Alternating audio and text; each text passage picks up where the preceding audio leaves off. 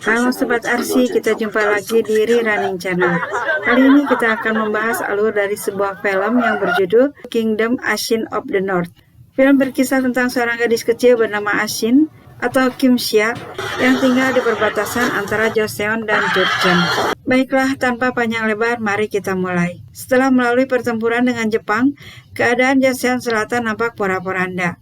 Sementara Joseon Utara terancam pergerakan Pajeowi, yaitu rakyat Jurchen yang tinggal di lembah Pajeo. Untuk menghadapi mereka, para pejabat Joseon mengumpulkan beberapa orang Jurchen yang sudah lama tinggal di Joseon, atau orang sering menyebutnya kelompok Seongjeoyan, untuk memata-matai kelompok Pajeowi. Orang Seongjeoyan tidak diakui sebagai Joseon ataupun Jurchen. Mereka seperti orang buangan. Selain tinggal di wilayah Joseon yang berbatasan dengan Jurchen, tempat mereka juga dekat dengan Pyeongsagun, sebuah hutan larangan. Ashin lahir dari keluarga Seongjeoyan. Ayahnya seorang penyembelih binatang. Ibunya sakit-sakitan membuat Ashin kerap masuk hutan terlarang demi mendapatkan ginseng liar. Alih-alih mendapatkan ginseng liar, Ashin malah menemukan tanaman misterius yang bisa membangkitkan orang atau binatang mati.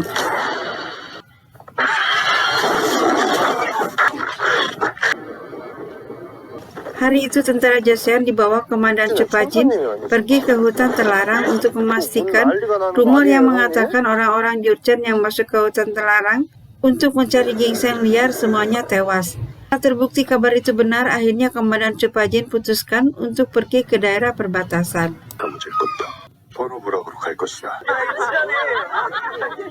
Di perbatasan nampak aktivitas keseharian masyarakat Seongjeoyan. Mereka terlihat bahagia meski kerap diperlakukan tidak adil, baik oleh Joseon maupun Jurchen. Saat itu ayah Ashin sedang memberikan jasa penyembelihan seekor babi pada seorang ibu. Sebagai imbalan dia akan mendapatkan darah dan jeruan binatang tersebut. Saat melihat pegawai yang mengangkut daging oleng mungkin terlalu berat, ayah Ashin segera menolongnya. Melihat hal itu, sontak si ibu marah dan meludahi ayah Ashin sambil melempar seonggok daging.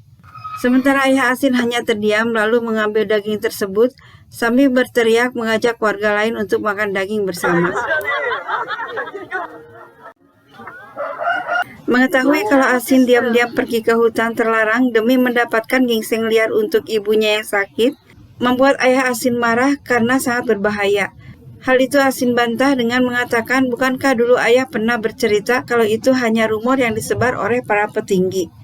Mendengar jawaban Ashin, ayahnya tidak hilang akal. Dia katakan ada peraturan, barang siapa masuk hutan terlarang dan tertangkap basah, dia akan dihukum dengan dipotong lidahnya. Mendengar itu, Ashin hanya terdiam. Di sini Ashin memberitahu kalau dia mendapatkan tumbuhan aneh di altar dewa pelindung yang sudah terbengkalai. Konon pohon tersebut memiliki kemampuan dapat membangkitkan manusia atau binatang yang telah mati. Mendengar itu, ayah Ashin nampak tidak percaya. Suatu hari kampung Ashin kedatangan sekelompok tentara Joseon. Ayah Ashin yang merasa terlambat mengirim persembahan segera menghadap untuk memberi alasan. Komandan Chupajin memberitahu kalau ada 15 orang Jurchen Pajeowi yang mencari ginseng liar di hutan larangan tewas dibantai harimau. Di sini ayah Ashin diminta oleh komandan untuk menyebarkan rumor tersebut di daerah Jurchen Pajeowi. Di kesempatan ini, ayah Ashin sempat menanyakan kapan orang perbatasan mendapatkan jabatan di pemerintahan. Ini penting untuk meningkatkan status masyarakat perbatasan. Mendengar keluhan ayah Ashin, Komandan Chupajin memintanya untuk bersabar. Di kamp militer Joseon, Komandan Chupajin mendapatkan kiriman mayat Jurchen Pajeowi. Melihat mayat suku tetangga yang telah dibunuh tentara Joseon, mengingatkan Komandan Chupajin pada kekejaman yang telah dilakukan suku Jurchen Pajeowi apabila mereka sudah murka. Kalau 10.000 rakyat Jurchen Pajeowi berkumpul lalu bergerak, maka tak ada yang dapat menghadang mereka. Rakyat Jurchen Pajeowi yang dipimpin oleh Aidagan tangguh karena sejak kecil mereka sudah dilatih untuk jadi seorang pendekar. Suatu hari Komandan Chupajin mendatangi kediaman komisaris militer yang sedang diasingkan. Dia memperingatkan sang komisaris untuk tidak melakukan kebodohan berikutnya. Rupanya Komandan Chupajin mengetahui siapa yang membunuh ke-15 orang Jurchen Pajeowi. Di tempat lain, proses pembakaran terus berlanjut. Mereka tidak menyadari di seberang sungai suku Jurchen Pajawi tengah memantau dari kejauhan. Di desa perbatasan, napak ayah Asin tengah bersiap untuk pergi ke daerah Jurchen Pajawi demi menjalankan tugas dari Joseon sebagai mata-mata. Ayah Asin yang memang penduduk asli perbatasan merasa hutang budi pada Joseon yang tidak memungut pajak dari penduduk perbatasan meski mereka orang Jurchen dan tinggal di wilayah Joseon. 우리에게 은혜를 베풀었으 그 은혜를 배신할 수는 없다.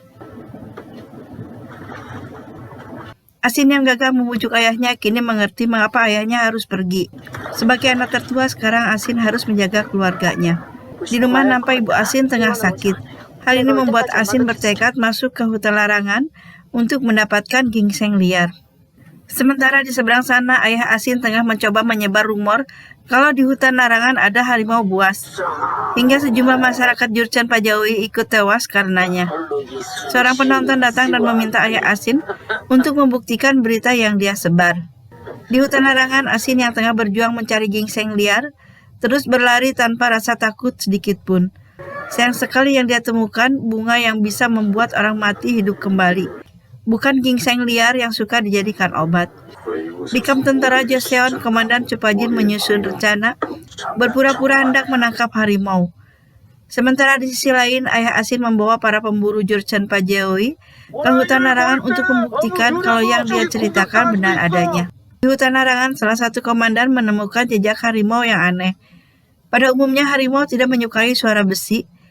Ini sebaliknya, dia justru mendekat ke arah bunyi besi, artinya para pemburu Jurchen Pajawi dalam kondisi berbahaya.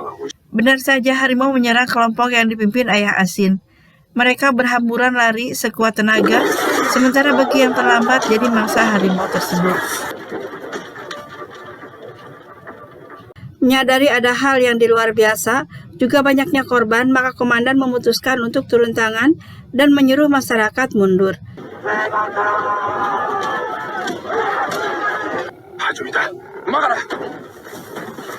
Di sisi lain, tentara Jurchen Pajawi yang menyalahkan Joseon atas hilangnya saudara mereka siap menyerbu tentara Joseon. Tapi mereka dihadang seekor harimau, hingga perkelahian pun tak terelakkan. Setelah harimau dikalahkan, mereka baru menyadari kalau binatang itu sudah mati dan hidup lagi sebagai zombie. Meski tentara Jurchen Pajawi menang atas harimau dengan bantuan komandan Joseon, tapi mereka tetap menyalahkan Joseon atas hilangnya saudara mereka. Di sini komandan Jurchen Pajawi memberitahu kalau mereka akan balas dendam. Di hutan Asin menemukan beberapa mayat Jurchen Pajawi dengan panah tentara Joseon menancap di tubuhnya. Memandang kampungnya dari ketinggian mengingatkan Asin untuk segera pulang. Di rumah nampak ibunya yang tengah sakit sedang dirawat adik dan tetangganya. Dengan terburu-buru Asin berlari ke arah rumah. Sementara pasukan Jurchen Pajawi juga melakukan hal yang sama, yaitu berlari menuju kampung perbatasan untuk menyerang.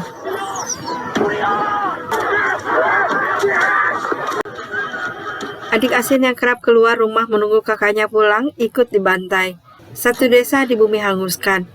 Mendapatkan desanya sudah hancur dengan penduduk termasuk keluarganya tergantung, membuat Asin menangis pilu. Ratapannya yang menyayat hati samar terdengar di antara sepinya malam.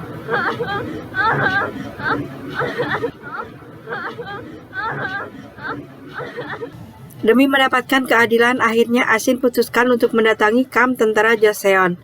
Di sana dia bertemu komandan dan menanyakan mengapa suku Jurchen Pajawi menyerang desanya. Asin minta Joseon membalaskan dendam ayahnya pada Jurchen Pajawi.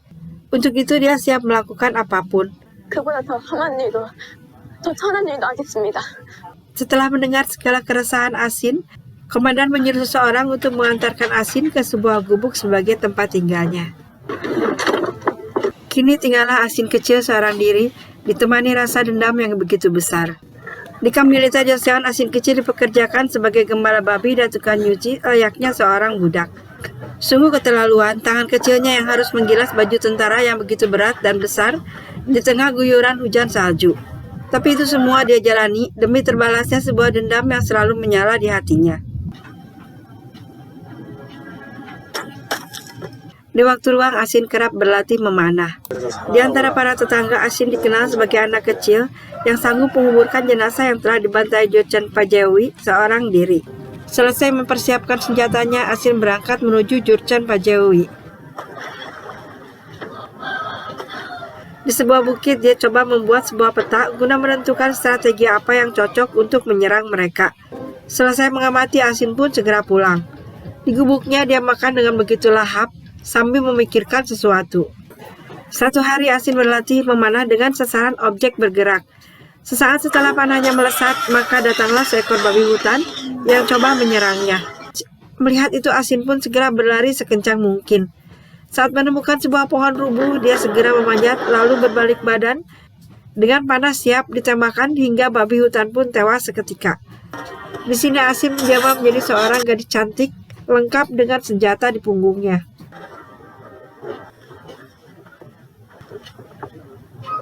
Kecantikan Asin memancing perhatian beberapa tentara. Suatu hari ada seorang tentara datang ke gubuk Asin. Dia memanggil-manggil nama Asin. Tiba-tiba sebatang belati sudah menempel di lehernya. Di sini tentara mengatakan kalau Asin sudah dewasa, tidak mungkin tinggal di gubuk itu terus. Keesokan harinya Asin memberi makan ternak dengan luka di bibirnya. Entah apa yang terjadi semalam. Selesai kerja, Asin berlatih memanah. Nampak Asin tidak seperti gadis kebanyakan. Dia pekerja keras juga cerdas. Selain mengurus ternak, cuci baju, Asin juga dapat tugas membuat peta wilayah Jurchen Pajewi. 수고했다. Suatu hari Komandan Joseon menerima kabar tentang putusnya janji perdamaian dengan Jepang. Oleh karenanya sebagian tentara Chupajin yang ada di utara harus segera berangkat ke Korea Selatan. Padahal di Korea Utara sendiri masalah dengan Jurchen Pajewi belum selesai. Oleh karenanya Komandan Chupajin menyuruh Asin untuk memonitor pergerakan Jurchen Pajewi.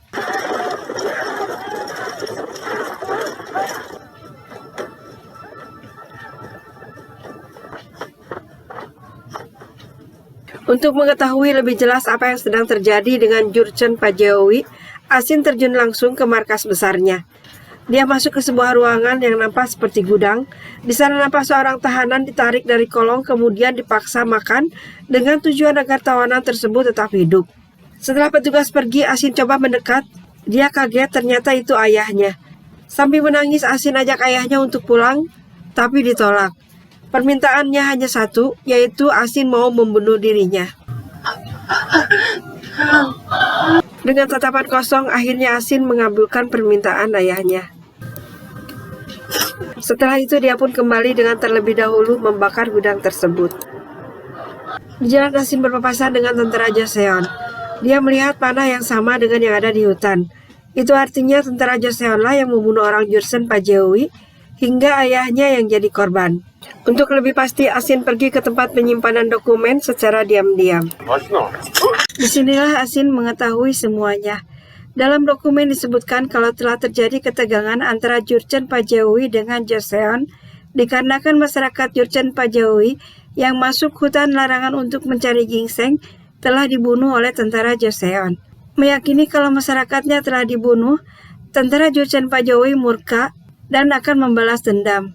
Komandan Chupajin yang tahu persis keganasan tentara Pajewi dengan liciknya memberitahu kalau suku Seongjeoyanlah yang membunuh mereka. Hal ini dibuktikan dengan ditemukannya aksesoris khas masyarakat perbatasan di sekitar jenazah. Kini Asin mengerti penyebab desanya dibantai kaum Jurchen Pajewi. Dengan langkah pasti dan tatapan dingin, Asin melangkah keluar. Malam itu ada seorang tentara masuk ke tempat Asin. Nampaknya dia ingin berkencan. Sialnya yang dia dapat bukanlah kesenangan tapi kematian. Dia dibunuh oleh Asin kemudian diberi bunga ajaib. Di luar sana terlihat beberapa tentara sedang berjaga. Sementara di sebuah lorong gelap nampak ada bayangan hitam berjalan tertatih. Setelah didekati, bayangan tersebut berlari mendekat dan menerkam mereka.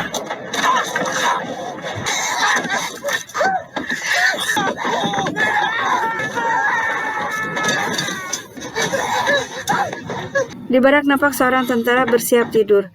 Merasa belakang tubuhnya basah, dia pun segera meraba. Alangkah terkejutnya saat mengetahui kalau itu darah yang mengalir dari tubuh kawannya. Belum selesai dengan kejutan pertama, dia harus menghadapi kejutan berikutnya, yaitu berupa bangunnya mayat-mayat yang diiringi suara arangan yang menakutkan. Teriakan ketakutan pun nyaring terdengar oleh Komandan Chupajin. Dia coba keluar, didapatinya seseorang tergeletak dengan bunga di kening. Merasa kondisi tidak aman, komandan segera mengambil senjata. Tidak lama kemudian dia pun diserang oleh mayat tadi. Beruntung Komandan Chopajin berhasil lolos dengan cara membakar mayat tersebut. Merasa kondisi di kamp tentara tidak baik-baik saja, dia pun segera memeriksa barak, dan apa yang dia lihat, tiap barak dipenuhi kerumunan zombie yang sedang sibuk memakan mangsanya. Hingga tiba-tiba sekumpulan zombie coba mendekati dia dan kawannya. Menyadari pedang sudah tidak berlaku lagi, komandan pun lari tunggang langgang hingga sampai di sebuah rumah. Saat merasa terlepas dari zombie dan siap masuk ke rumah, tiba-tiba panah melesat membunuh dia dan kawannya.